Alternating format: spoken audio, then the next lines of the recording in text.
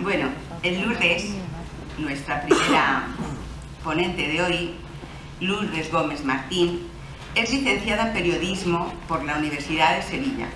Desde pequeña demostró inclinación por la escritura. La lectura histórica, especialmente, es lo que más le atraía. La escritura y la lectura.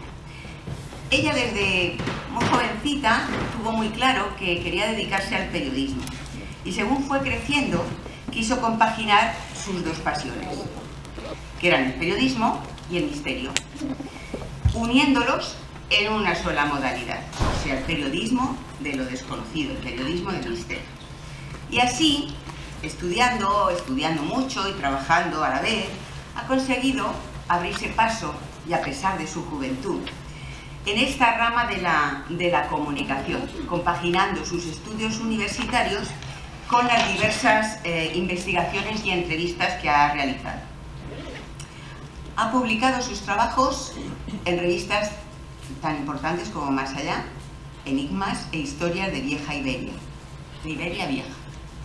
También ha trabajado con el periódico Extremadura, y también en los informativos territoriales de Radio Televisión, ¿no? en Extremadura.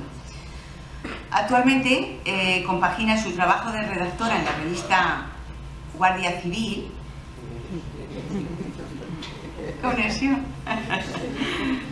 con su sección Extremadura Infinita en Radio Nacional de España. Sus colaboraciones en revistas especializadas y programas de radio también lo compagina. O sea, quiero decir que es una chica, una señorita, una mujer trabajadora 100%, o sea que felicidades doble. Día de la Mujer Trabajadora fue ayer, pero bueno, lo extendemos ahora. Recientemente ha participado como invitada en Cuarto Milenio, exponiendo uno de los casos que ella ha investigado, y el Milenio 3 de la cadena SER. Ella tiene un blog. Si queréis, después de su exposición, ya sabemos que hay en el pasillo, podemos no firmar, no, porque todavía no es publicado. Bueno, tienes un libro, un capítulo de un libro que ahora os diré. No os diré. Hay otros mundos, pero están en este, exacto. Bueno, pues lo tenéis arriba, por si os interesa. Es muy curioso porque escriben varios autores y ella escribe un capítulo. Bueno, pues sí. Un libro solidario que los fondos están destinados al Fondo de Emergencia de Médicos Sin Fronteras. Ah, pues eso no lo tenía yo. Pues mira. Micro Lourdes. Muy bien. Pues coméntalo, por si a alguien le interesa. Comentaros, ¿Sí? ¿se escucha? Sí. Comentaros que el libro en el que he participado, de Hay otros mundos pero están en este, es un libro solidario que hemos hecho varios autores tan importantes pues, como Juan José Benítez o Juan José Sánchez Oro, que estáis sentados, y hemos cedido nuestros derechos de autor para que se destinen al Fondo de Emergencia de Médicos Sin Fronteras. Así que es una obra solidaria que hemos hecho con ese fin y que está ahí arriba, pues por si quieren adquirirla. Muy bien, Lourdes. Bueno, ya termino su charla, y como habéis visto en el programa, está basada en experiencias, en sus experiencias, y ella la ha dividido en dos partes. Una se centra en algunas de sus investigaciones, y en la otra parte ella repasa las entrevistas más importantes que ha realizado, y las más entrañables y las que a ella más le han llegado. Así que es un placer tenerte con nosotros, es un placer que te estrenes aquí en Alcobendas y bueno, pues darte la bienvenida súper cariñosa. Muchas gracias.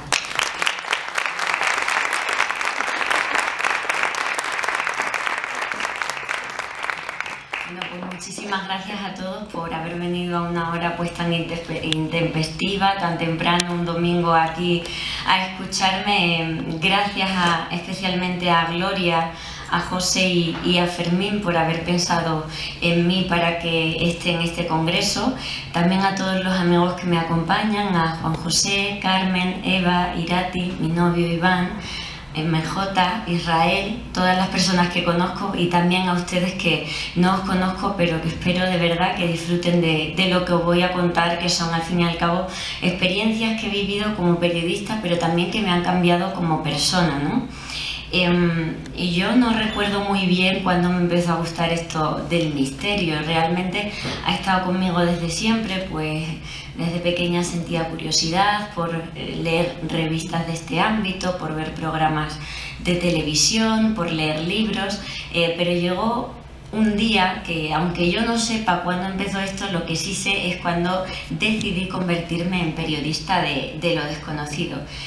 Y lo recuerdo perfectamente porque fue una tarde de septiembre en Sevilla, donde yo era una novata estudiante de periodismo y me estaba pasando por una crisis existencial de estas que tenemos mucho ahora los jóvenes, de decir, bueno, pero ¿qué hago con mi vida, no?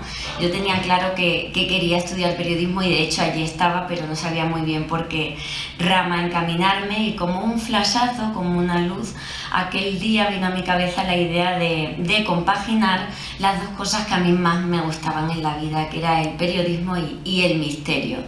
A partir de ahí empecé a realizar todos los trabajos que me encargaban en la facultad enfocados a este ámbito, y así fue como empecé a introducirme en este mundo del misterio en el que ya llevo unos cuantos años y que me ha dado muchas alegrías profesionales pero también personales. Hoy lo que voy a hacer es hacer un recorrido por algunos de los casos que he investigado y que más me han marcado y que espero de verdad que a ustedes les guste. El primero de ellos ocurre en Sevilla, donde yo conocí pues el periodismo pero también el misterio. Por la situación en la que se encuentra la Facultad de Comunicación, que está en la isla de la Cartuja, pues la mayoría de estudiantes de periodismo en Sevilla vivimos por la zona de la Macarena, ¿no? Y yo concretamente vivía aquí junto al Parlamento de Andalucía. El Parlamento de Andalucía, que enfrente está la Basílica de la Esperanza Macarena y la muralla también que queda todavía levantada en la ciudad, una zona muy bonita y muy especial, ¿no? Donde yo me siento muy orgullosa de haber vivido 5 años. Yo, nada más llegar a Sevilla, lo primero que hice fue comprarme una guía, ¿no? De esas cosas raras que hay en la ciudad, pues para familiarizarme con los misterios de Sevilla. Y en esa guía de José Manuel García Bautista y Jordi Fernández Cabrera, dos investigadores sevillanos, yo descubrí que justo donde yo vivía, al lado del Parlamento, en ese edificio, que pasaban cosas raras, o que al menos eso se contaba, ¿no? Entonces yo, imaginaros, cada vez que pasaba con mi bici varias veces al día por la portada del edificio, pues siempre me inspiraba a mirarle, ¿no? A contemplarle, a preguntarme qué pasa más allá de sus muros. Y un día que iba yo a hacer la compra, iba con mis bolsas, pues decidí pararme y preguntarle a uno de los guardias de seguridad que estaban en la puerta. Y le dije, oiga, mire, no sé si le va a parecer inoportuno lo que voy a decirle, pero es que he leído un libro en el que se dice que aquí pasan cosas raras, ¿eso es verdad? Y me dice, ay niña, pero tú ¿cuántos años tienes para estar leyendo esas cosas? Y yo le dije, bueno, tengo 18 años, pero me gustan mucho estos temas y nada, pues le he visto a usted ahí y pues esta curiosidad me ha llevado a preguntarle, y me dijo, bueno, pues sí que es verdad que vivimos experiencias, que a veces escuchamos ruidos raros y demás. Si quieres una noche te vienes conmigo a hacer la ronda nocturna y a ver si tú sientes algo. Y le dije, ay, yo encantada. Y dice, hombre, te lo he dicho de broma, tú no puedes venirte a hacer eso. Y bueno, ahí se quedó el tema. Yo ya confirmé, ¿no? Un primer testimonio que me dijo que sí que pasaban cosas, pero no profundizó conmigo, y quedé el tema aparcado. Antes de seguir contando un poco cómo descubrí, ¿no? Los enigmas del Parlamento, creo que voy a comentaros un poco pues, las particularidades del edificio para que nos metamos ya en materia. Bueno, el Parlamento andaluz es sede de las Cortes Andaluzas desde el año 1992, pero en realidad es un edificio construido en el siglo XVI, concretamente se empezó a construir en 1546, si no recuerdo mal, a petición de don Fadrique Enríquez de Rivera, un noble sevillano que tenía muchísimo dinero y que en un viaje que realizó por Italia, él en Milán, se enamora del Hospital Mayor de la ciudad. Y bueno, por aquello de destinar parte de sus fondos a la beneficencia, pero también pues porque solo las personas más poderosas de alguna manera podían permitirse construir una obra de estas características, él decide, a petición de su madre, comenzar a construir este hospital, que en su época llegó a ser el hospital más grande de toda Europa. El hospital se parece mucho a ese Hospital Mayor de Milán, que es donde se inspiró el noble pues, para construirlo. Es un edificio que, aparte de lo imponente, ¿no?, de su estampa, tiene muchas curiosidades. Y es que, por ejemplo, en este hospital fue donde se cultivó por primera vez en el Nuevo Mundo la patata. Cuando se trajo de América, no se sabía que ese fruto era comestible. Y ante la cantidad de enfermos que había en el hospital y las dificultades que había pues, para proveerlos de una alimentación adecuada, empiezan a cultivar ese fruto y a darlo de comer a los enfermos y se dan cuenta, ¿no?, de que es una cosa que, oye, que está muy rica y que está muy bien. Así que una curiosidad, que el hospital fue el primer lugar donde se cultiva la patata. Luego también es muy curiosa la biblioteca de que dispone el Parlamento, donde hay documentos pues tan curiosos como un facsímil del testamento de Isabel la Católica y también, por ejemplo, un ejemplar manuscrito de la Constitución de 1812, que para los periodistas es muy especial porque es la primera en España donde se recoge la libertad de prensa, ¿no?, la que nos da derecho a hacer lo que nosotros hacemos. Y bueno, ahí está en el Parlamento. Así que, como veis, el edificio tiene mucha historia. El edificio se denominó Hospital de las Cinco Llagas o de la Sangre, y de hecho en la sala actual, que es la capilla de lo que era el antiguo hospital, es donde ahora se realizan esas sesiones parlamentarias del Parlamento andaluz.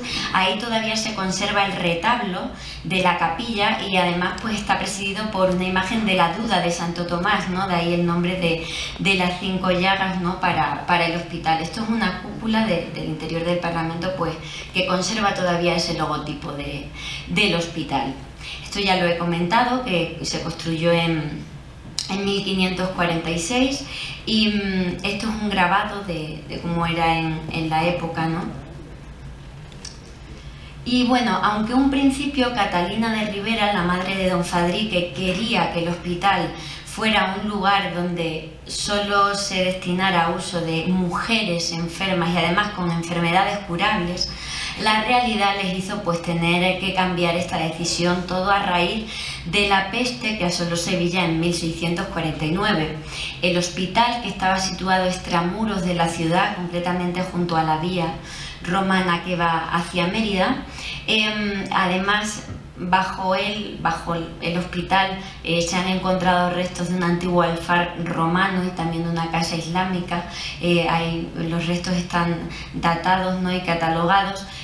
Pues estaba extramuros para evitar, ¿no?, que las enfermedades se propagaran hasta la ciudad, y además su distribución, que está llena de patios por dentro, impide, pues favorece el aislamiento de los enfermos para que no se transmitan las enfermedades. Aún así, aquello fue una auténtica locura. Este cuadro que vemos se conserva todavía hoy en el Parlamento andaluz y muestra pues ese caos, ¿no?, de la peste, moribundos siendo enterrados, gente ya fallecida en los patios, mezclada con moribundos, con enfermeras, con, bueno, pues una escena dantesca que se vivió en aquella época y parece ser que marcó para siempre la historia del edificio.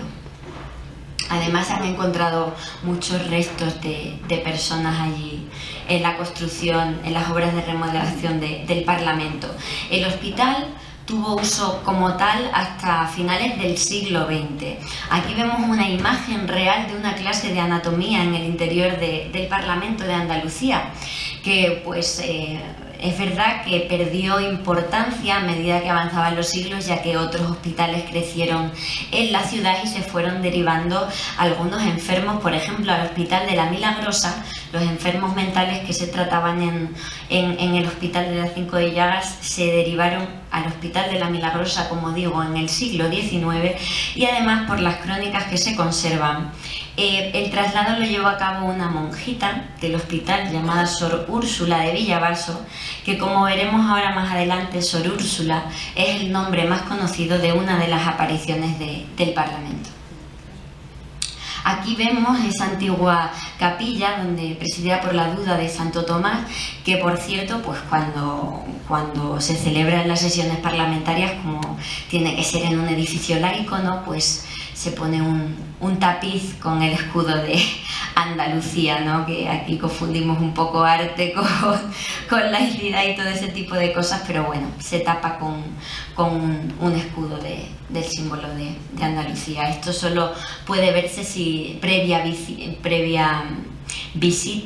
cita, una visita guiada al Parlamento. No hay más, pero vamos, solo puede verse a través de esas visitas guiadas. Bueno, como os decía antes, aquella primera toma de contacto a mí ya me dejó una espinita clavada, ¿no?, como periodista y también como aficionada a estos temas, pero lo quedé aparcado. Hasta que un día mi amigo Miguel Zorita, que actualmente colabora con la Escóbula de la Brújula y es un gran escritor e investigador, me llamó un día y me dijo: oye, Lourdes, estoy leyendo sobre el edificio del Parlamento. ¿Tú sabías que allí pasan cosas? Digo, claro que sí, Miguel, mira lo que me pasó. Fui a preguntar un día y tal, y me dijo: oye, ¿por qué no retomamos el caso? Yo me pongo a sacar datos históricos y te pones tú con la investigación. Digo, yo lo voy a intentar, digo, pero está la cosa muy complicada, digo, porque los testigos no quieren hablar. Y la verdad es que cuando me metí de lleno en la investigación, pues me costó mucho sudor y lágrimas. Me tiré durante más de 4 meses yendo todos los días, varias veces, a molestar a los vigilantes de seguridad del Parlamento. Cuando salía con mi bici a la facultad me paraba, les preguntaba, no, es que no está el compañero que tiene que hablar sobre estas cosas. Por la noche, cuando yo ya sabía que tenían el relevo, volví a pasar, oye, esto, no, mira, es que no está la persona que te puede contar esto. Así durante 4 meses. Yo ya había perdido por completo las esperanzas de conocer, pues, qué pasaba dentro del Parlamento, hasta que un día, cuando ya, como digo, había perdido prácticamente las esperanzas, pues me dijeron: deja ahí la bici, venga, que vamos a hablar. Era una noche de primavera muy bonita, había luna llena, y compartir aquellas horas con ellos sin grabadora, sin cámara ni nada, porque no querían dar nombres y apellidos, pero por lo menos escuchar ante la estampa del Parlamento sus experiencias, para mí me marcó, pues, no solo como periodista, también, por supuesto, como persona. Y a continuación, pues, voy a pasar a describiros estos testimonios que me contaron, de los que nunca he hablado, nunca he publicado en ninguna revista, ni en mi blog, ni en la radio, sobre los fantasmas del Parlamento de Andalucía, porque ya sabéis que cuando uno publica algo, pues tiene que ser pues como una veracidad, con nombres y apellidos de esas personas, y yo pues no podía traicionarlos, pero sí que he pensado pues que en el foro de una conferencia y hablando de experiencias mías, aunque no de sus nombres y apellidos, sí que podía contaros de alguna manera lo que allí pasa, ¿no? Bueno, la primera experiencia me la contó Pedro.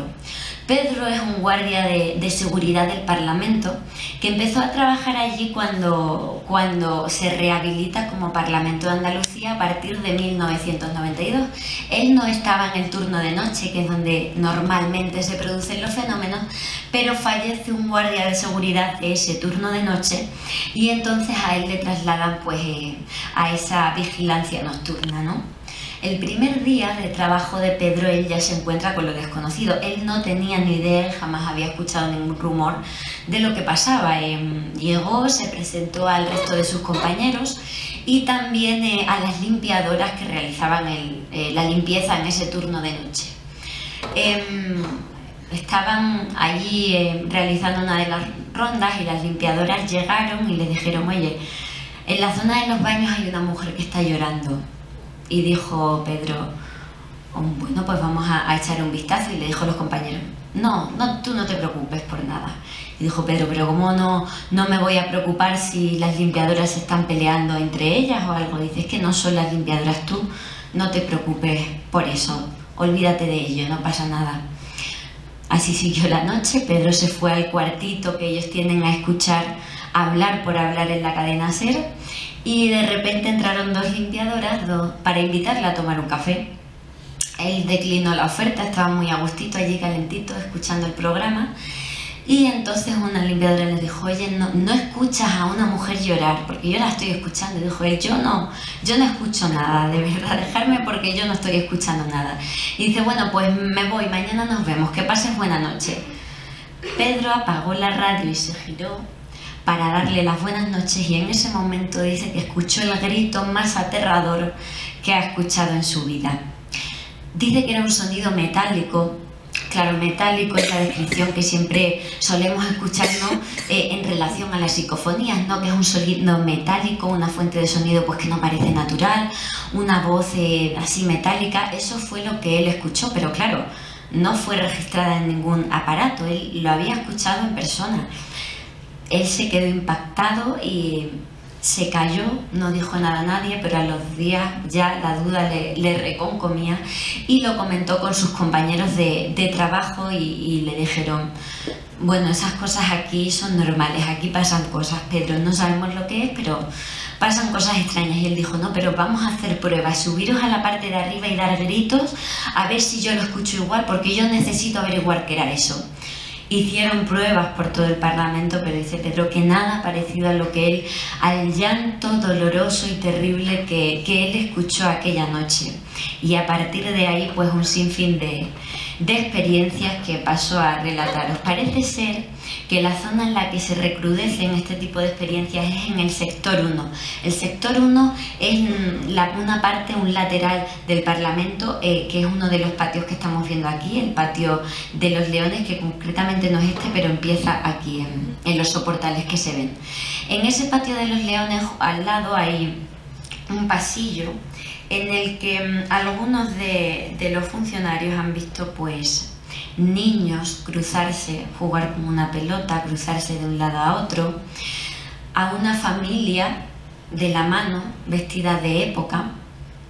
Otro me contaba que había visto, típica escena de un espectro, a una señora con una túnica, no tenía piernas, que es otra escena pues muy recurrente en el mundo de lo paranormal, o por lo menos lo que describen los testigos, pero una fuerte pues actividad, como digo, de aparición de espectros, sobre todo pues eso, con vestidos de época. Además son fantasmas que no interactúan con el testigo, son como una película que se repite una y otra vez, como una escena, ¿no?, que pasa por allí, que se ha quedado impregnada allí, no se sabe con qué motivo, y que viven estos vigilantes pues muchas de las noches. Claro, ellos si cayeran en la cuenta al ir a trabajar todos los días de las experiencias que se viven ahí dentro, pues no podrían ir a trabajar a gusto, así que intentan tomárselo un poco también a broma.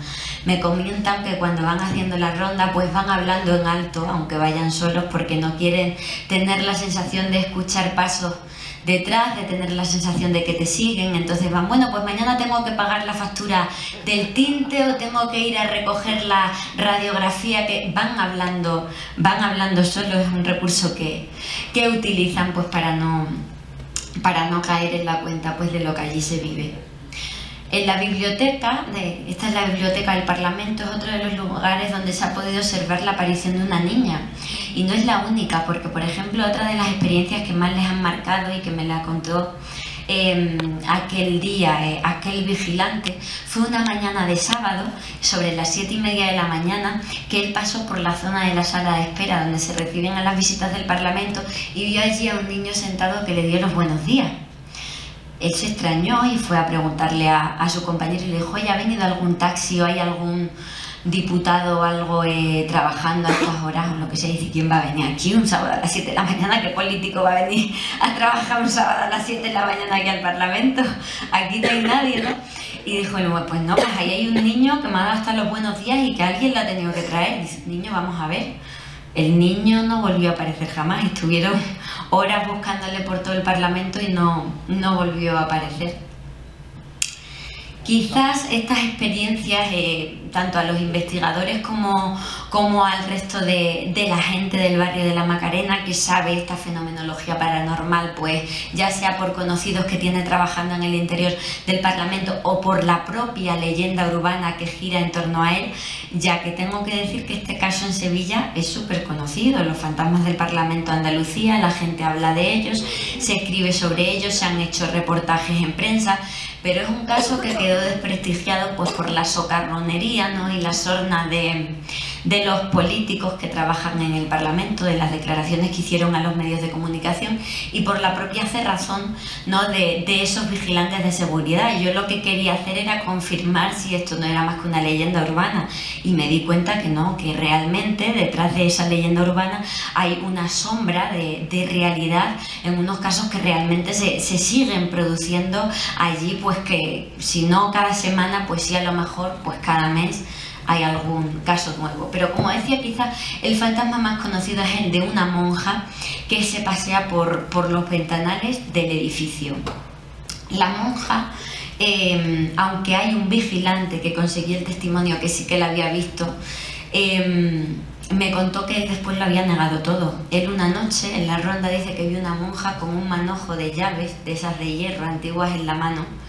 Y claro, imaginaros cómo volvió de aquella ronda, ¿no? Pues desencajado. Pero ante la sorna de algunos de los compañeros, pues él empezó a negarlo todo. Dijo que eso era mentira, que era una broma que les había gastado, ¿no?, pues para echarle un poco de leña al asunto. Pero los compañeros que le vieron aquella noche dicen que realmente la cara que traía no era de broma. Ese es el único testimonio de la monja que he podido recoger por parte de los vigilantes de seguridad, pero es verdad que la mayoría de casos que se ven son desde fuera del Parlamento, de viandantes de ese barrio de la Macarena tan precioso, que pasan por delante de esta portada y que han visto a la monja. De hecho, en una ocasión, no hace mucho tiempo, una señora iba con su hija y vio una monja en uno de los ventanales del edificio, y se acercó a uno de los guardias de seguridad y le dijo: oiga, ¿hay una parte del edificio que todavía es hospital? Y le dijo: guardia de seguridad, señora, esto es Parlamento Andalucía desde principios de los 90. Dice: es que vengo discutiendo con mi hija porque hemos visto a una monja en la ventana y hemos pensado que todavía, como es un edificio tan grande, había una parte destinada al hospital. Y le dijo: pues señora, no hay ninguna monja ahí dentro. Son muchos, como digo, los que aseguran haber visto a la monja. Lo que pasa que no sabemos, pues son ya casos que están sin contrastar, si es más leyenda urbana que realidad, pero es verdad que hay algunos casos contrastados, como estos que os explico, que sí que han visto a la monja, y además la llaman pues con nombre propio, la llaman Sor Úrsula. Parece ser que Sor Úrsula de Villavaso, esta monjita del siglo XIX que hizo el traslado al Hospital de la Milagrosa de los enfermos mentales, pues tenía fama de tener mano dura, ¿no?, con los enfermos, y parece ser que el nombre de Sor Úrsula no se ha olvidado todavía en el barrio, y la monja, no sabemos si es o no ella, pero se la denomina Sor Úrsula. Todo el mundo habla de Sor Úrsula, políticos, vecinos, y Sor Úrsula es un personaje más de ese imaginario mágico y colectivo, pues de la ciudad. Una de las experiencias que a mí más me marcó fue la de una trabajadora de la limpieza que estaba un día limpiando la zona de los pasillos correspondientes al PSOE, y habrá alguien que diga: bueno, ahí hay muchos fantasmas, ¿no?, y tal, pero bueno, es que supongo que en todas las alas del Parlamento los habrá, tanto físicos como etéreos. Pues ese día la trabajadora vivió una conversación muy real, y además la cuenta con tal cantidad de detalles que dice: esto no puede ser mentira. Esta señora estaba limpiando y de repente empieza a escuchar en ese mismo pasillo una conversación lejana de dos personas hablando. Pone el oído y se da cuenta de que es una conversación médica, de que son dos personas hablando de una operación. Ese sonido va sonando cada vez más cerca, se va acercando a ella como una onda expansiva que le va llegando. Y de repente escucha con más nitidez, parecen dos médicos hablar de una operación, de cómo deben cortar, de qué materiales o de qué elementos tienen que utilizar en la operación. Ella se queda petrificada, claro. El sonido suena cada vez más cerca hasta que la supera, pasa por ella y ella cae al suelo, desmayada. O sea, era una conversación médica, un recuerdo de allí del hospital que de repente le sobrepasaba. Esta mujer estuvo más de 4 meses de baja psicológica y a raíz de esta experiencia ninguna limpiadora volvió a trabajar sola. A partir de entonces, a partir de esa experiencia comenzaron a trabajar en turnos de 2 porque nadie quería volver a vivir en soledad lo que a ella le había ocurrido. Tanto es así que de manera oficial se han encargado incluso investigaciones. La leyenda de Edificio Encantado no solo viene a partir del año 1992, ¿no?, en el que empieza a funcionar como Parlamento de Andalucía.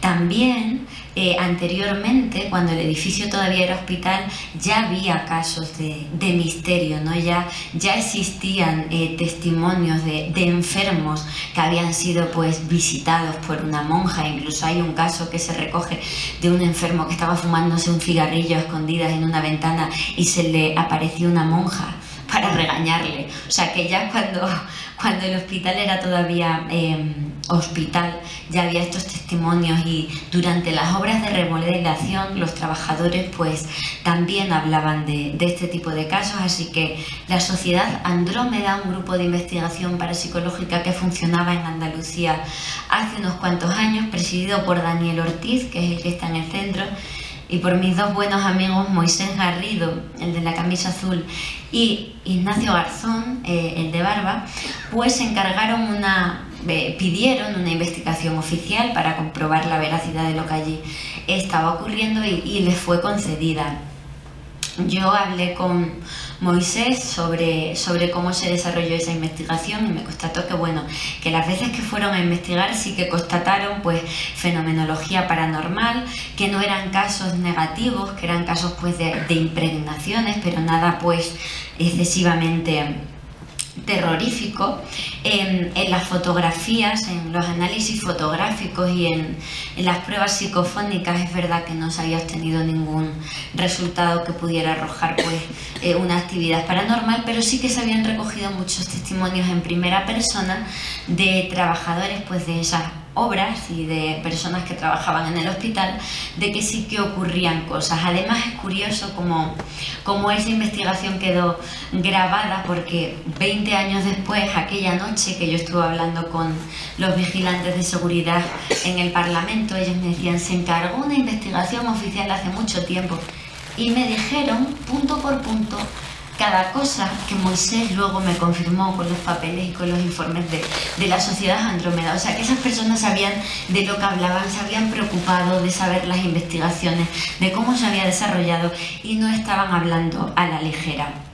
Se me olvida deciros que uno de los últimos casos, y además estaban un poco alterados aquella noche porque había ocurrido hacía muy pocos días, fue que un cuadro enorme de gran tamaño en la parte de arriba del edificio, de repente se había escuchado un estruendo enorme, habían subido a ver, y un cuadro de grandes dimensiones estaba completamente hecho añicos en el suelo.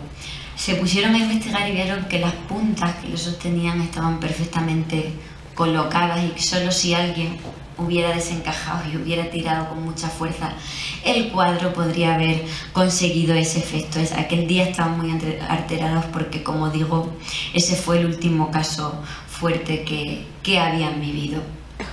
Claro, imaginaros cómo yo volví a casa aquella noche, ¿no?, después de haber escuchado todo esto por boca de ellos, y sobre todo de que hubieran confiado en mí de que hubieran confiado en mí para compartirme aquello que tenían verdadero terror a contar, porque claro, ellos no me conocían de nada. Yo podría haberlo publicado y haberlo puesto en un compromiso grande en los tiempos que corremos. Tenían miedo por su trabajo. Yo les dije que no había ningún problema y me dijeron, oye, si hablas con ellos de manera oficial y te dejan, pues nosotros ya te contamos más cosas todavía que hemos vivido aquí y te contamos lo que quieras, damos nuestro nombre y apellido, nos hacemos fotos y lo que quieras. Y yo dije, vale, pues lo voy a intentar. Fue una experiencia inicial y trascendental de mi vida, porque claro, escuchar eso en el lugar donde ocurre me cambió como persona, porque me di cuenta de que por mucho que te enseñen en la universidad a saber escuchar a una persona, eres tú mirándola a los ojos cuando sabes si esa persona te está mintiendo o no, es si realmente está confiando en ti para contarte una cosa que tienen muy hondo. Y entonces yo siempre les agradeceré de por vida lo que hicieron conmigo aquella noche, porque me hicieron convertirme en periodista de lo desconocido, porque yo nunca había tenido la oportunidad de conseguir casos de testigos actuales en el mundo de la fenomenología de fantasmas. Ya había recogido de ovnis y de otro tipo de cosas, pero de este ámbito no había recogido nada, y para mí fue muy especial. Pero claro, me quedaba la otra parte, ¿no? Me quedaba intentar hablar, ¿no?, con esos parlamentarios o con el portavoz de esos parlamentarios para que me contaran pues su postura. Claro, imaginaros cuando llego al gabinete de prensa, que me costó horrores conseguir que me dejaran entrar al edificio para hablar de este tema, decirle a los señoritos y señoritas del gabinete de prensa que yo quería hablar con el jefe de prensa por una investigación paranormal. Aquella mujer, aquella pobre secretaria se quedó alucinando, y yo dije, verás dónde algunos de los propios guardias de seguridad con los que yo había estado hablando por las noches me miraban en plan, ¿qué haces aquí, loca? ¿Qué haces aquí, que nos vas a meter a todos en un lío? Y al revés me miraban como con asombro, de decir, has tenido un par, ¿no?, de venir, y todos así en silencio haciéndome así, cuando yo iba como al paredón, ¿no?, por ese pasillo, acompañada de la secretaria. Entonces yo ya, impresión negativa, pensaba que me iban a mandar al carajo, cuando me encontré con José Carlos Picchi, el jefe de prensa, y me dijo que pasara a su despacho. ¿Cuál fue mi sorpresa? Que le gustaban mucho los temas y que le parecía alucinante, ¿no?, que hubiera tenido el valor de ir hasta allí. Me dijo, mira, Lourdes, vamos a hacer una cosa, voy a hablar con el presidente del Parlamento, voy a hablar con personas importantes aquí, les voy a contar lo que estás haciendo y les voy a decir qué postura tienen, y pues si a los vigilantes les puede pasar algo si hablan contigo, ¿vale? Así que no te preocupes por nada. Él me tranquilizó muchísimo y a los pocos días me volvió a llamar y fui allí y me dijo que no había ningún problema en lo que había hecho, que la investigación que estaba realizando pertenecía al ámbito cultural, artístico y mágico de la ciudad, que era totalmente legítima, y que si algún día los ciudadanos de Sevilla querían saber realmente qué era lo que pasaba, pues que no tenían inconvenientes en que se hiciera una iniciativa, imaginaros, una iniciativa legislativa popular de los andaluces, de los sevillanos, pidiendo que se haga una investigación paranormal oficial por parte de las autoridades del Parlamento, y que si esa inquietud se llevaba a cabo, pues que pondrían las cartas sobre la mesa y dejarían hacer todo tipo de pruebas y de investigaciones, pero que por el momento la postura que tenían era de respeto hacia los testimonios que había, que los vigilantes podrían hablar de lo que quisieran, mientras que cada noche desarrollaran su trabajo con normalidad y fueran a trabajar y pues no dejaran descuidado su trabajo. Otra cosa es que esas experiencias ya se convirtieran en un problema demasiado serio, ¿no? Demasiado serio pues para ellos y para ir a trabajar y para su continuidad laboral. Aquello fue lo que me dijo José Carlos Picchi aquel día, y a mí me alegró muchísimo porque me hizo ver que no tenía que tener miedo ninguno, que lo que yo hacía era muy legítimo, igual que los compañeros que iban ahí a cubrir cada día las ruedas de prensa, que yo también lo he hecho en nuestro Parlamento extremeño, ¿no? Como periodista allí en Mérida, pero aquel día en Sevilla fui como periodista del misterio, y eso fue un orgullo para mí. A pesar de que tenían la venia oficial, nunca quisieron contarme más cosas. Espero que en un futuro pueda seguir descubriendo más sobre este edificio que me ha acompañado en una época de mi vida muy bonita, en mi época de estudiante de periodismo, que he vivido siempre al recodo de este edificio, y que ya pues me ha marcado como periodista y como persona. Espero que, aunque no os haya podido dar nombre y apellidos de lo que pasa en el interior del Parlamento, pues creáis en mi testimonio, porque os he contado no solo una experiencia periodística que no he publicado nunca, sino una experiencia personal de cómo me acerqué a esos casos y de cómo lo que allí ocurre no es ninguna leyenda urbana, es una realidad con la que conviven cada día trabajadores que muchas veces, para desahogarse, hacen la ronda por fuera y hablan con los vigilantes de seguridad del cercano Hospital Universitario Macarena, que está al lado, y ellos también tienen lo suyo, y claro, ambos comparten experiencias, ¿no?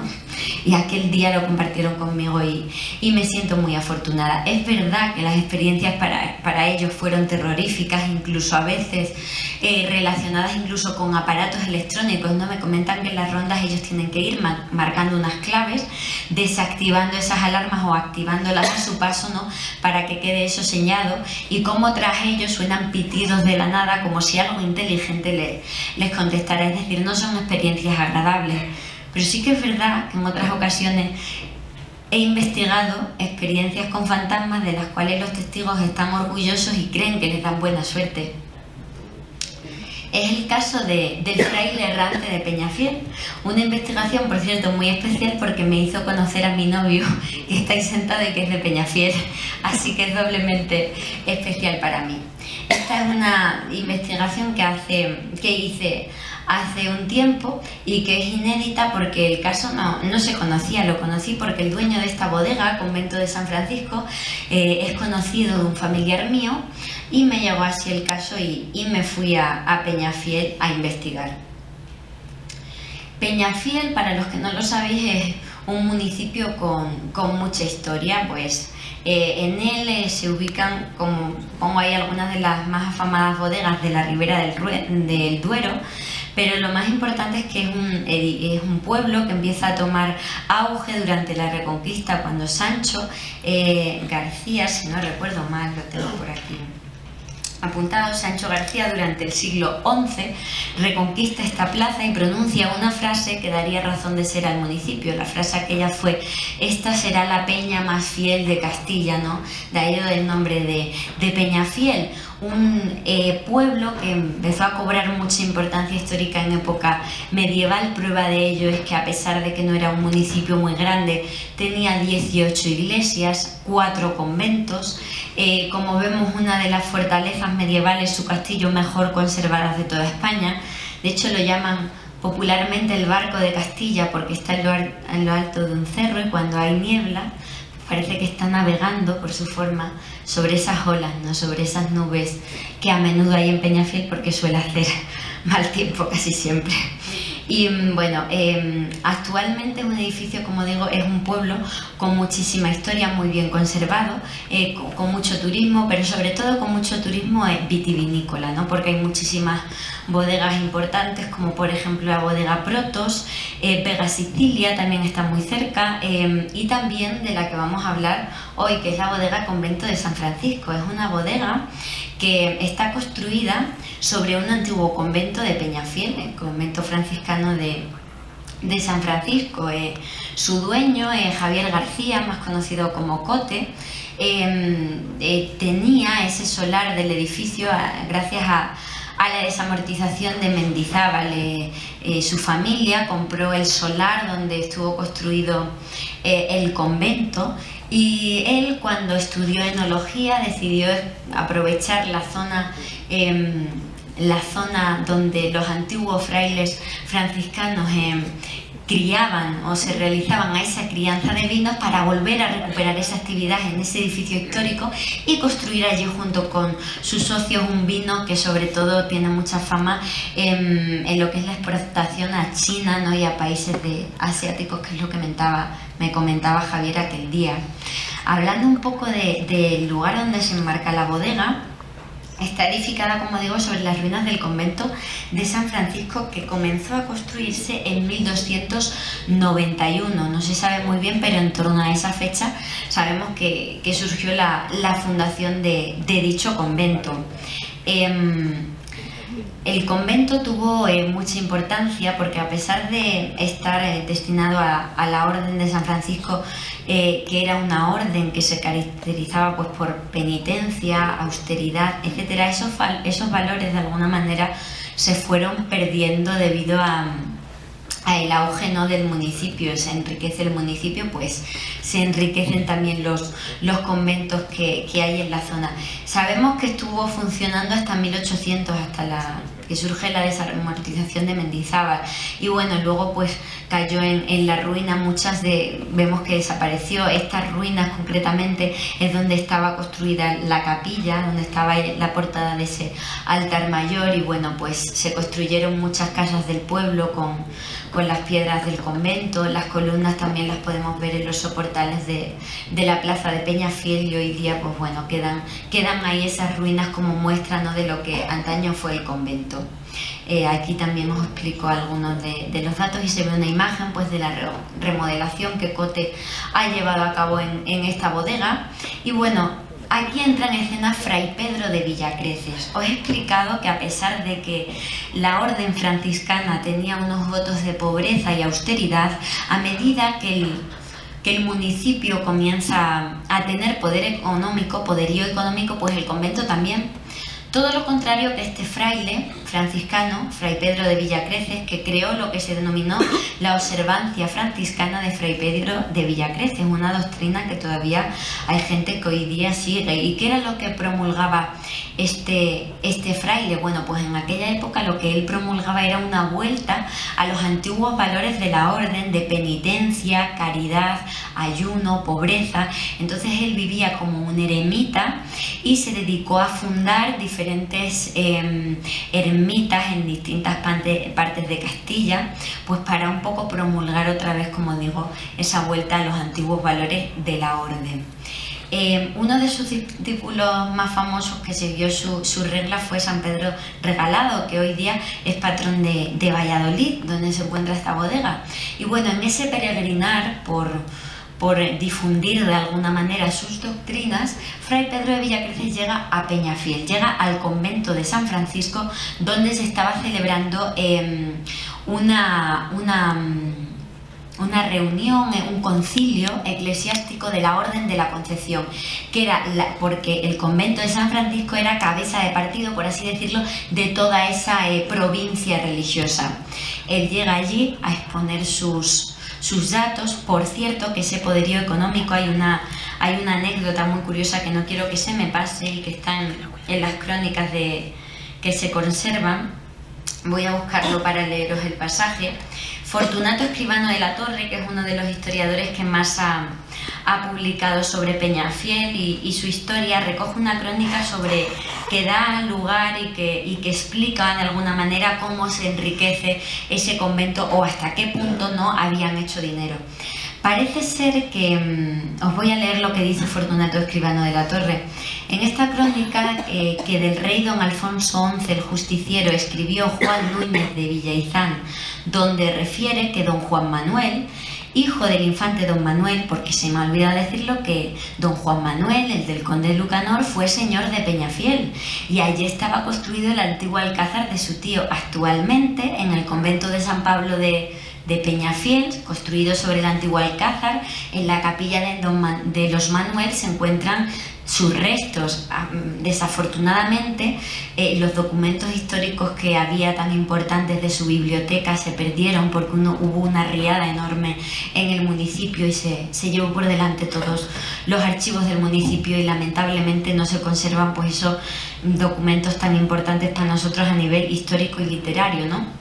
Pues como decía, don Juan Manuel, hijo del infante don Manuel, había ido a oír misa al monasterio de San Francisco, que es fuera de Peñafiel, y en la crónica que este infante dejó escrita de su mano consta que instituyó en su testamento una manda a este monasterio consistente en crecida cantidad y además una cierta limosna anual, en penitencia de haber extraído de él y quitado la vida a cierto hidalgo que se había acogido al sagrado asilo.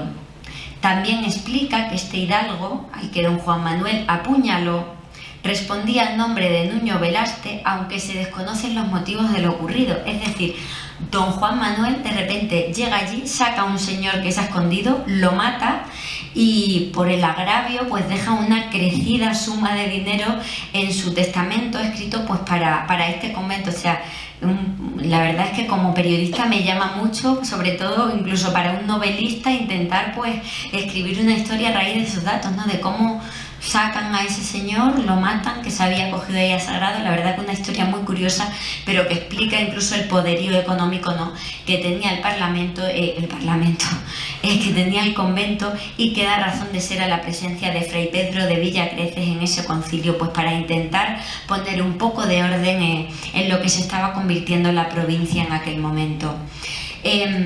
Fray Pedro de Villacreces se encontraba perfectamente y no se sabe por qué falleció en extrañas circunstancias durante la celebración de ese concilio en octubre de 1422 en el interior del convento de San Francisco, donde actualmente se encuentra la bodega. Algunos hablan de que se le envenenó porque había gente pues que no quería perder los privilegios que tenía en aquel momento, pero es una cosa que no está contrastada. Lo que está claro es que el hombre llegó allí tan normal y que acabó muriendo allí, y de hecho fue enterrado allí en el altar mayor, en esa zona ruinosa que veíamos en la imagen anterior, allí presidiendo su despacho. Cote empezó a construir la bodega en torno al año 1998 y a finales de 1999 pues ya estaba lista para su uso. Y fue una noche de 1999 cuando él vivió un episodio que le ha marcado. Y es que se encontraba solo de noche trabajando en su despacho, que es este, y además en la misma postura que hicimos ahí un poco la representación de cómo estaba en aquel momento. Tenía cerrada con llave la bodega, su socio, perdón, no era de allí, entonces no había forma de que solamente su padre podía acercarse, y su padre tampoco se encontraba por la zona. Tenía echada la llave completamente a la puerta y se encontraba solo allí trabajando, redactando unas cartas que tenía que enviar a una revista sobre los vinos, ¿no? Y dice que estaba muy cansado, entonces se puso así un tiempo así a descansar los ojos y se quedó mirando el retrato de Fray Pedro de Villacreces.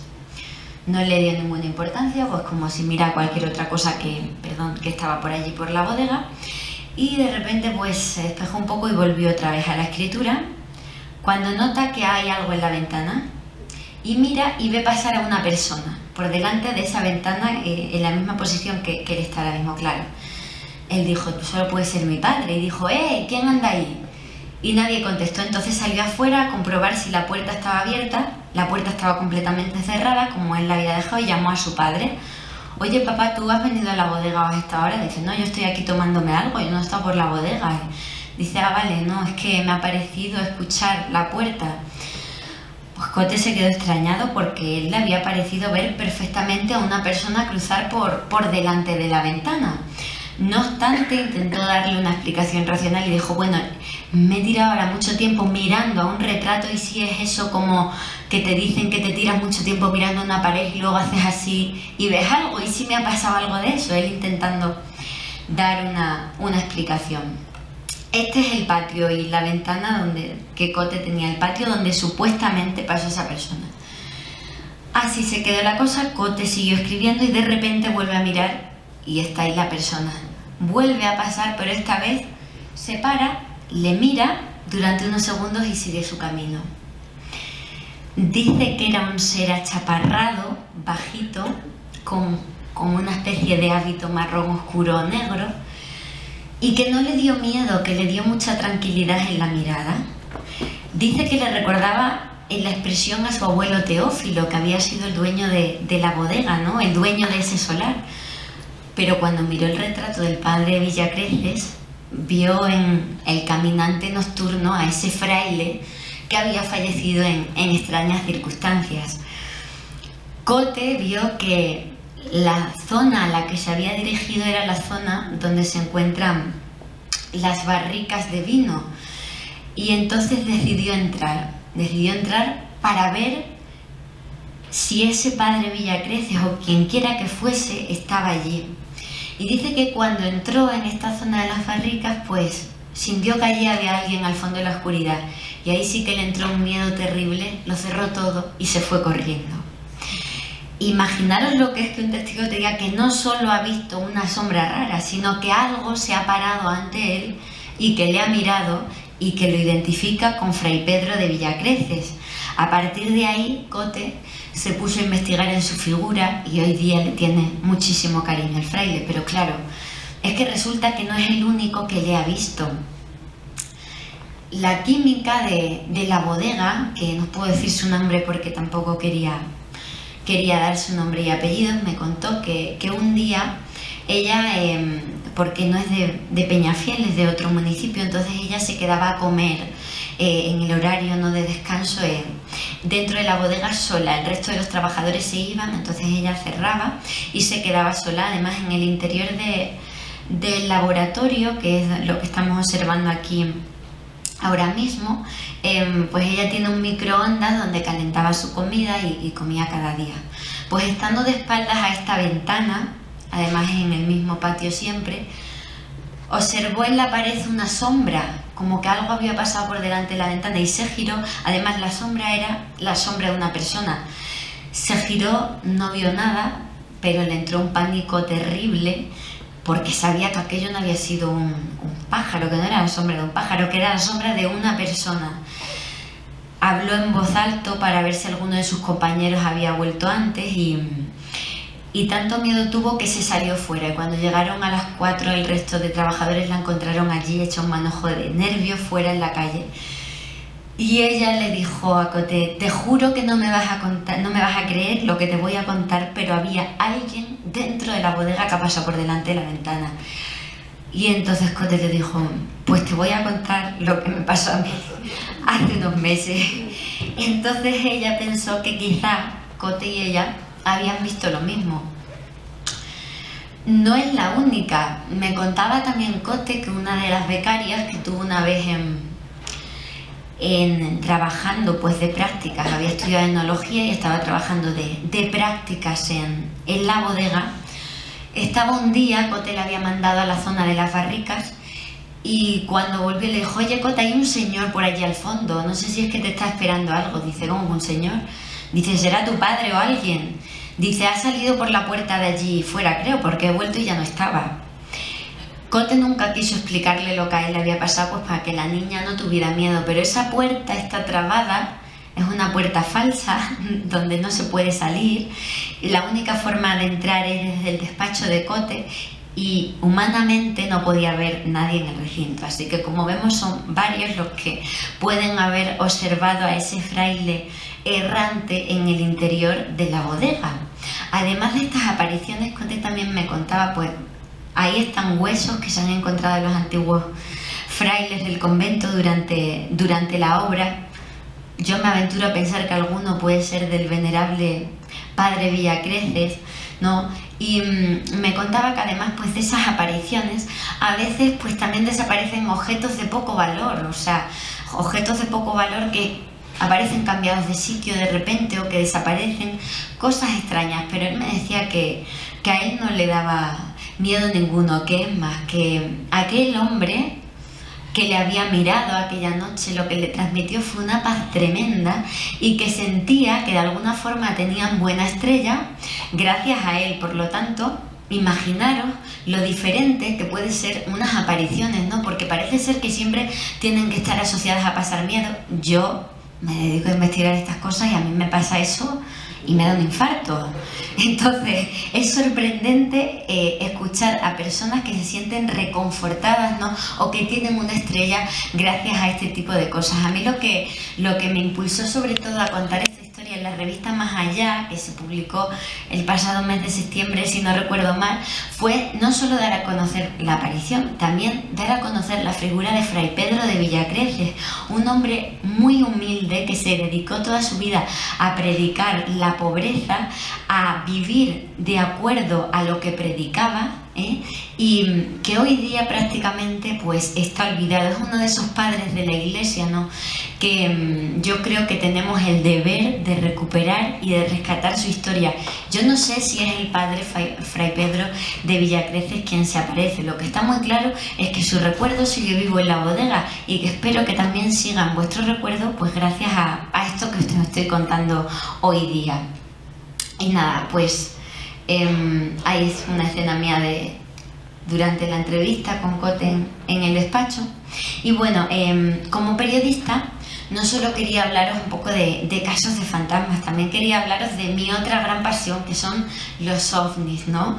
Unos objetos volantes no identificados que me han atrapado totalmente como lectora y como aficionada, pero también como periodista. Y es algo curioso porque yo pensaba que jamás tendría yo la oportunidad de poder entrevistar a testigos en la actualidad. Cuando yo empecé a trabajar como periodista de lo desconocido, no había ovnis en España. Los casos habían pasado hacía décadas. Y yo siempre le decía a mis compañeros y a mis amigos, yo nunca voy a poder investigar casos porque ya no hay ovnis.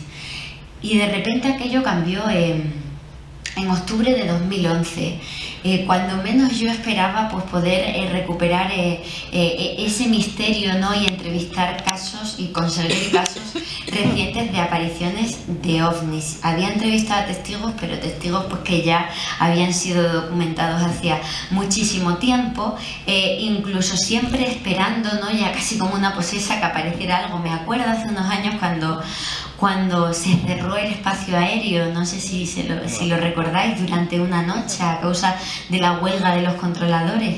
Y yo decía, mis padres alucinando y yo en la ventana, esta es la noche en la que tenéis que aparecer porque no hay nada en nuestro espacio aéreo, esta es la noche en la que tenéis que aparecer. Y nada, no hubo ningún caso, me gozo en un pozo. Pero todo cambió, como digo, en octubre de 2011, cuando gracias a un tuit que publica este señor César Cabo, que es controlador aéreo, que se hizo famoso por esa huelga, ¿no? Publica un tuit en el que dice, vaya, no lo recuerdo muy bien, pero era algo así como, vaya tarde que estamos teniendo, 3 aviones han detectado ovnis en sus radares. Claro, aquello fue una conmoción tremenda que un controlador aéreo que estaba trabajando en aquellos momentos lanzara aquello públicamente, aunque luego, bueno, se demostrará pues que sí o que no, porque no está muy claro si realmente, porque los pilotos no avistaron nada, fue pues algo que apareció, que se detectó en los radares, y parece ser que esto no es algo muy extraño, ¿no? A veces aparecen confusiones en los radares, pero sí que es verdad pues que 3 en una tarde, pues para ellos fue sorprendente. Lo curioso es que este caso, no sé si porque es verdad, como dicen muchos de mis compañeros, que el fenómeno ovni tiene mucho que ver con la sociología, no sé si porque eso inspiró a muchas personas a mirar al cielo y a contemplar ciertas cosas, pues hubo una mini oleada o un flap en toda España a raíz de ese tuit de César Cabo. Yo escuchando Milenio 3, 2 semanas después de que se produjera este anuncio, o una semana después, no lo recuerdo, Iker contaba cómo a la redacción habían empezado a llegar miles de emails de personas diciendo, bueno, miles, cientos, tampoco voy a pasar, diciendo que habían visto pues ovnis en distintos puntos. Recuerdo que era en Galicia, en Barcelona había una señora, en Sevilla también, en distintos puntos de España. Y cosa sorprendente también en Extremadura, claro. Yo como extremeña, pues inmediatamente puse la antena con más atención, y además era un caso que había sido un ovni que había sido avistado por varias personas a la vez durante varios minutos, y de hecho el reportero Carlos Largo se había ido hasta allí, ¿no?, para cubrir la noticia.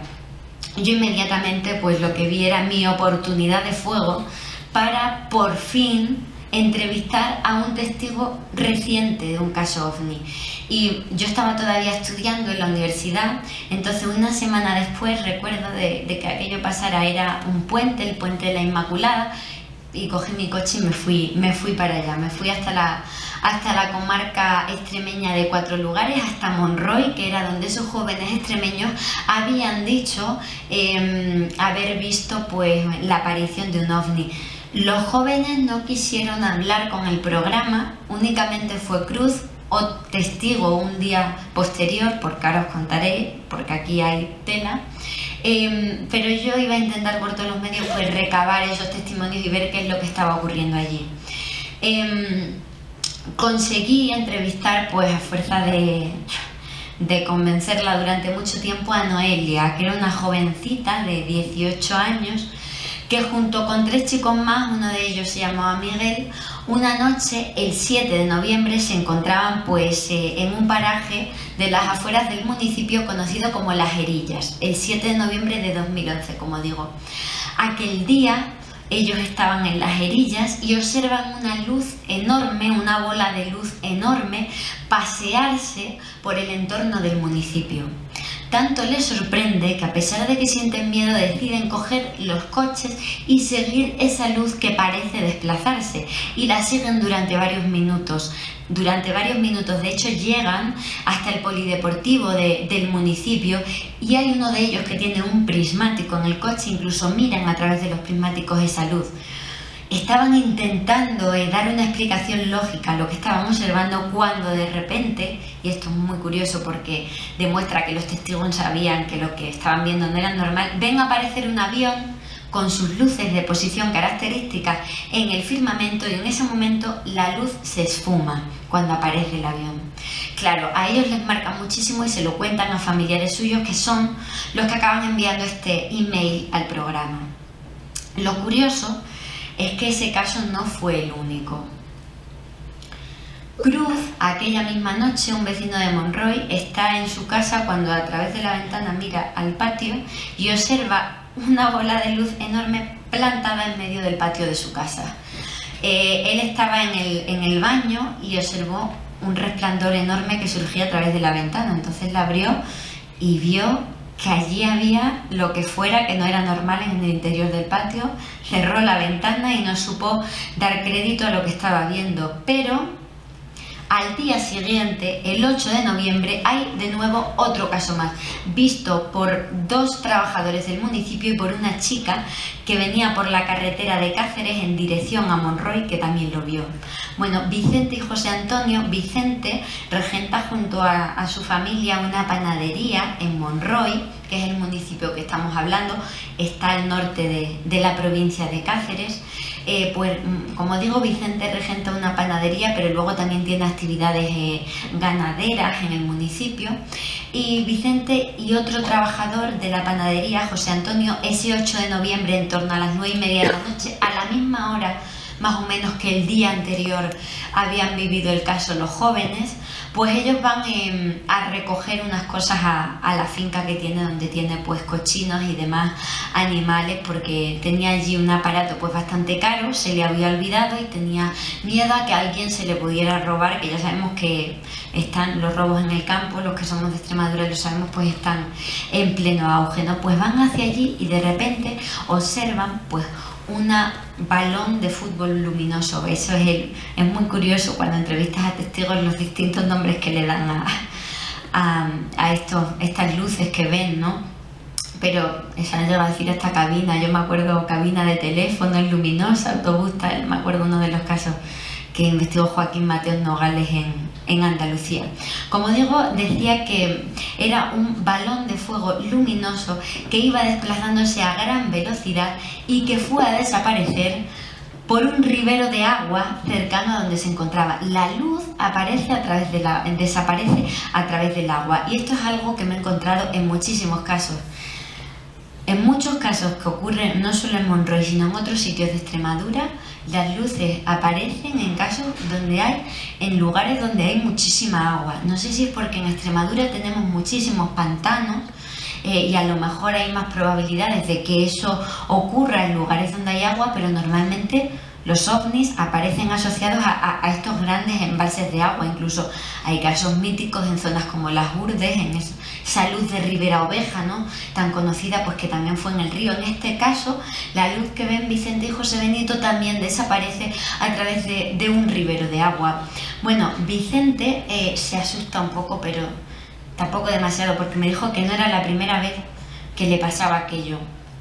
Lo que más me sorprendió al llegar a Monroy es que en Monroy era habitual llegar por la mañana al bar a tomar café y decir: oye, anoche vi un ovni. Desde hace mucho tiempo los habitantes de Monroy, todas las familias tienen algún testigo ovni. ¿Qué pasa? Que por alguna razón nunca los investigadores habíamos recogido un caso de la zona y no habíamos tenido la oportunidad de constatar lo que allí estaba pasando desde hace mucho tiempo, ¿no? Entonces Vicente me contaba que él no es el único ganadero que ha visto eso. Dice que otra noche una luz le persiguió completamente, fue siguiéndole en su coche hasta llegar a su cerca donde tienen los cochinos, y que también desapareció a través de un pantano que hay cerca. Y me contaba que una de las personas de Monroy que más cerca ha visto esas luces fue un ganadero. Parece ser que al gremio de los ganaderos estas luces les traen por el camino de la amargura, porque todos los días prácticamente alguno vive este tipo de apariciones. Parece una locura lo que estoy diciendo, pero les aseguro que me lo contaban con toda la seguridad del mundo. Un guardés de una finca que no creía en estos testimonios, porque claro, quien no los ha visto pues también se lo tomaba a cachondeo, ¿no? Pues se reía de este tipo de comentarios, y estaba una noche en la casa de la finca que guardaba y ve pues una luz que le atribuyó a un coche llegar hasta la finca. Entonces salió de la casa para abrir la cerca y que ese coche pudiera pasar, cuando vio que la luz pasaba a pesar de estar ahí la cerca, y se dio cuenta que aquello no era normal. Este señor que se reía de las apariciones que había, pues salió con una escopeta porque no sabía lo que era. Y dicen que este hombre es el que más de cerca las ha visto y la encañonó a la luz, y parece ser que lo que dice este testigo es que él dice que era una bola de fuego, como una esfera de metal pulido partida por la mitad, que la mitad para abajo era fuego y la mitad para arriba era una luz cegadora. Dice que tenía un zumbido característico, que es otra cosa pues también muy habitual en los testigos de ovnis, y que aquello desapareció a una velocidad estratosférica. O sea, como vemos, lo que yo fui a descubrir, o lo que yo creía ir a descubrir, que eran unos casos nuevos, me di cuenta de que aquello de nuevo no tenía nada, que aquello llevaba mucho tiempo repitiéndose. Ya os he contado la experiencia de los ganaderos, pero hay otro caso que recogí en Monroy que a mí también me marcó mucho. Talaván, un municipio que está muy cerquita de Monroy, allí había un señor.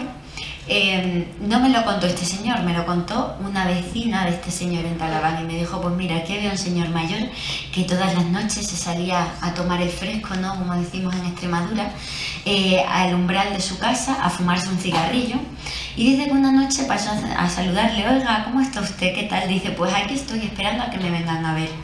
Y dijo él: ¿cómo a que le vengan a ver? Dice: pues siéntate aquí conmigo que lo vas a ver. Dice: mira, todas las noches aparece una luz en el cielo y luego se parten dos a la mitad y cada uno se va por un lado. Dice: eso cada noche. Dice: me vienen a ver todas las noches. La mujer se quedó alucinando, se sentó allí con él y efectivamente vio que había una luz rarísima que se partía a la mitad en dos y que cada uno se iba por su lado. este caso, claro, si no hubieran surgido estos nuevos testimonios, pues jamás habríamos tenido la oportunidad de recogerlos, porque ese señor ya había fallecido. El padre de Vicente, el testigo que vivió el caso el 8 de noviembre de 2011, que por cierto os decía que también lo vio otra chica que circulaba por la carretera de Cáceres, que observó exactamente lo mismo y en el mismo punto donde sitúa la aparición Vicente, pues su padre también vivió otra aparición. El padre de Vicente, en Monroy hay un castillo, pues dice que una vez vio un puro, una nave nodriza negra encima de ese castillo, ¿no? Imaginaros lo que es que unas personas hace pues 40 o 50 años pues hablen con esta seguridad pues de este tipo de historias que no las consideran luces de algo, de un fenómeno atmosférico. Ellos las consideran aparatos como tal, ¿vale? Otro de los testigos que yo descubrí en Monroy fue José Benito. José Benito es el hermano de Vicente y José Benito es mi enviado especial allí en la zona, porque no solo es testigo, sino que es la persona más interesada en el fenómeno del municipio, que me llama cada 2 por 3 para decirme: mira, hoy ha pasado esto, hoy hemos visto tal luz, y está siempre manteniéndome al tanto, así que hoy no puedo dejar de acordarme de él, porque es una persona a la que tengo mucho cariño. Y José Benito ha tenido muchos encuentros. El más curioso, porque ya me queda poco tiempo y tengo que meter el turbo, vale, pues el más curioso que vivió fue en el año 1986, y él se acuerda perfectamente, él apunta cada caso que va teniendo, y él iba repartiendo el pan, porque se levanta muy temprano, que por cierto hacen unos dulces riquísimos. Si alguna vez vais a Monroy y queréis conocer no solo a los testigos ovni, sino además a los magníficos reposteros, la panadería de los hermanos Gómez, allí en Monroy, pues él se encontraba repartiendo el pan pues 31 de julio, como digo, de 1986, y de repente a través del espejo de retrovisor vio una luz. Él se pensó que sería un reflejo de los faros de algún coche en alguna señal de tráfico, pero de repente se dio cuenta que aquello se desplazaba a una velocidad increíble y que se situaba junto a él. Benito dice que jamás en su vida había escuchado hablar de eso ni lo había vivido en primera persona, y la carretera es una carretera con muchas curvas, así que a él le entró un pánico terrible y lo único que le salió fue sacar un Cristo de serradilla que tenía en la guantera, empezar a besarlo y decirle: por favor, protégeme, protégeme, protégeme, porque esa luz fue siguiéndole sobre el vehículo durante unos cuantos kilómetros. Dice que de repente se fumó, pero lo más fuerte de todo es que, claro, a esas horas de la noche, en esos parajes extremeños, no se cruzaba con nadie por la carretera, cuando de repente ve venir un camión de frente y dijo: gracias, Dios mío, gracias por hacer que aparezca alguien más. Dice que en esos momentos la luz aparece y ¡fim!, se mete entre los dos coches. Dice: yo no sé si ese señor lo vio, dice, pero si el señor del camión lo vio, tuvo que llevarse el susto de su vida, porque eso pasó entre los dos vehículos.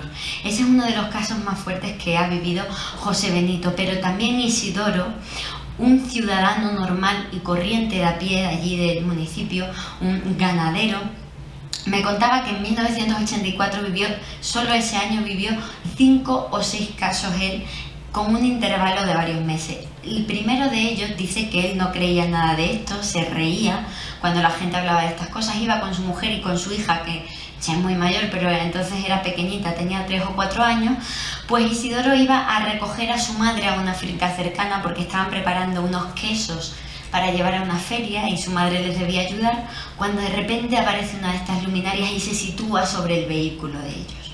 La niña empezó a llorar como una loca y de repente empieza a ver que la radio empieza a hacer interferencias, las agujas del vehículo se vuelven locas, la mujer ya de Isidoro tiene un ataque de pánico y deciden echarse a un lado en la carretera y parar, pues porque el coche estaba sufriendo unos fallos. Esto es muy importante porque demuestra que lo que fuera aquello estaba causando interferencias electromagnéticas en el vehículo, así que lo que sea que fuera aquella luz era algo físico que estaba allí como tal. La luz desapareció y cuando desapareció volvió otra vez a funcionar todo perfectamente. Me contaba Isidoro que algunos de los casos que vivió siempre fue igual, era seguirles a través de la carretera, pero en algunas veces dice que se adelantaban al lugar al que iban y cuando llegaban esas luces estaban allí, esperándolos, y los animales, las cabras y los perros con los pelos de punta, ¿no? Dice que una de las veces la vio desaparecer también por un ribero de agua, como nos contaba Vicente. El último caso que recogí allí fue en diciembre de 2011, fue Ana Vega, que venía de Cáceres de recoger a su hermana pequeñita de unas clases particulares, cuando observó una luz rojiza a la altura del cruce de Talaván. Ana decide aislarse junto con su novio en la carretera para observar mejor aquel extraño fenómeno que estaba viendo, pero les entra muchísimo miedo y se van. Pero Ana quería volver. Ana llegó a casa y le dijo a su madre: mamá, he visto una cosa muy rara, ven conmigo que quiero ir a ver si todavía está. Vuelve con el coche y la ve ya más lejos, pero ahí sigue esa luminosidad roja. Cuando yo, después de recoger estos casos, me pongo a tirar de hemeroteca, me doy cuenta que en el año 1976 hay un locutor de radio que se dirigía a Trujillo y que estaba a la altura del cruce del Talaván, que observó la misma luz roja que Ana había observado décadas después. También recogí casos de la Guardia Civil. No pude ponerles nombre y apellidos, pero por conocidos en común quisieron contarme que una noche también de noviembre de 2011, el mismo tiempo en el que se embarcan, estas apariciones, se encontraban en Santiago del Campo, un municipio cercano a Monroy, junto a la piscina municipal que está a las afueras del pueblo, y dicen que de repente, esto es muy habitual, yo soy hija del cuerpo, así que sé muy bien cómo funciona, pues si no hay actividad y tal, pues se paran en un camino con el motor apagado, pues a observar un poco, a estar allí tranquilos. Estaban en esas cuando de repente observan una luminosidad azul enorme en el cielo y el vehículo empieza a moverse estando con la llave quitada. Les entra un miedo terrible y salen corriendo hacia el cuartel a pasar aquella noche porque no tenían ninguna gana de seguir de patrulla, ¿no? Después del miedo que habían pasado. Y cuando hablan de estas experiencias con otros compañeros, Serradilla, otro municipio cercano, me contaban que otra pareja estaban un día así de patrulla y dijeron: oye, qué bonita estoy la luna. Y dijo el compañero: pero si la luna está ahí detrás, ¿qué es lo que estamos viendo? Pues era una de estas luces que no sabemos todavía identificar. Yo popularicé, ahora todo el mundo conoce esa zona de Monroy, Talaván y Santiago del Campo como el pentágono magnético extremeño, porque yo me di cuenta de que lo que allí pasaba era muy parecido a lo que ocurría en el pentágono magnético de Andalucía, que es un nombre que le dio mi querido Joaquín Mateos Nogales. En esta fotografía aparece junto a Ignacio de Arnaude, una persona de la que también he aprendido muchísimo ahí en Sevilla, dos grandes ufólogos.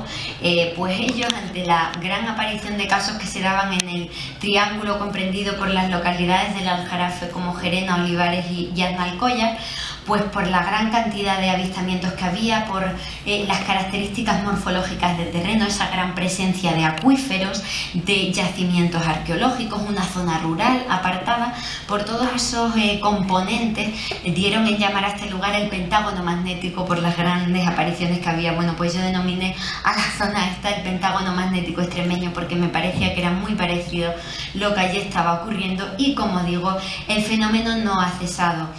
José Benito me sigue llamando de vez en cuando para decirme lo que pasa, y uno de los casos más curiosos, y publiqué también tiempo después en Más Allá, fue el que les ocurrió a Agustina y Manuel, que son guardeses de una finca en Monroy, que una noche, estando solos en la finca, de repente los sensores de movimiento que estoy ahí señalando en esa fotografía de la finca y las cámaras de seguridad, el sensor empezó a pitar, la alarma empezó a sonar, y entonces desde Cáceres, la central donde están conectadas las alarmas, les llamaban: oye, ¿qué está pasando? Agustina les decía: oye, que no pasa nada, que aquí no hay nadie, tal, que se habrán estropeado las alarmas. Tantas veces sonaron aquella noche, tantas veces saltó ese sensor de movimiento y salían y no veían nada, que decidieron apagar esa noche las alarmas. Pero al día siguiente Agustina seguía con la duda y decidió revisar las grabaciones de seguridad. ¿Cuál fue su sorpresa? Que vio un balón luminoso bajar en las imágenes al lado de ese sensor, pasearse por allí, había coches cercanos, la luz estaba reflejada en esos coches, es decir, unas grabaciones de un ovni en pleno siglo XXI en Extremadura. Agustina no es una mujer de estudios que sepa cómo se funcionan esas cámaras. Ella no sabía que si eso no se salva, la grabación desaparece y la cinta graba sobre lo ya grabado lo del día siguiente. Por lo tanto, no quedó constancia física de lo ocurrido, pero sí que os puedo asegurar la sinceridad con la que me contaba lo que ella había visto. Y lo que sí quedó grabado fue el ovni que entrevisté en Alcuéscar, también en Extremadura, el 30 de marzo del año pasado. Es un caso del que tampoco he hablado todavía. Juan, el alcalde de la localidad, llega de las celebraciones típicas de la Semana Santa en su pueblo, se asoma por la ventana de su habitación como cada día, pues para observar este maravilloso paisaje de nuestra Extremadura, y de repente observa eso que ustedes están viendo ahí, y él no daba crédito, él jamás había visto nada parecido. Le hace varias fotografías, llama a su mujer, oye, mira qué está pasando ahí, y están durante 20 minutos contemplando ese fenómeno. A día de hoy todavía no sabemos qué es lo que es. Yo he estado allí entrevistando a Juan, he estado durante varios días recorriendo la zona donde más o menos, según las imágenes, se sitúa ese fenómeno luminoso, y he estado investigando las características del terreno. Lo primero que pude pensar es que fuera un bólido celeste, no estos meteoros que entran en nuestra atmósfera y que dejan una estela luminosa grande cuando se van desintegrando, pero poniéndome en contacto con Antonio Vallel, un catedrático de la Universidad de Extremadura que se dedica a estas cuestiones astronómicas, y él analizó las fotografías y me comentaba que por las características que él observaba no tenía que ver con un bólido celeste. También me puse en contacto con la base aérea de Talavera la Real en Badajoz para ver si aquel día podía haber algún prototipo militar o algo por el estilo. 3 analistas fotográficos de la base analizaron la fotografía y dijeron que ellos no tenían nada que ver, pero que se atrevían a decir que podía ser un fallo arqueoeléctrico en una torreta de luz de la zona. Yo me fui a recorrer la zona y efectivamente vi que estaban en construcción varias torretas de alta intensidad que se dirigían, que llevaban la electricidad desde la zona de Arroyo de San Serván hasta Almaraz. Y entonces me puse en contacto, averigüé a quién pertenecían estas redes enormes que se situaban por la zona, y me di cuenta de que pertenecían a Red Eléctrica España. Entonces me puse en contacto con Red Eléctrica España para ver si había habido algún fallo arqueoeléctrico en aquella zona en aquellos días, y me dijeron que no se había detectado ningún fallo. Entonces queda en la duda. Yo, por lo que vi en el terreno, bien creo que pudiera ser pues algún fallo de este tipo, ¿no?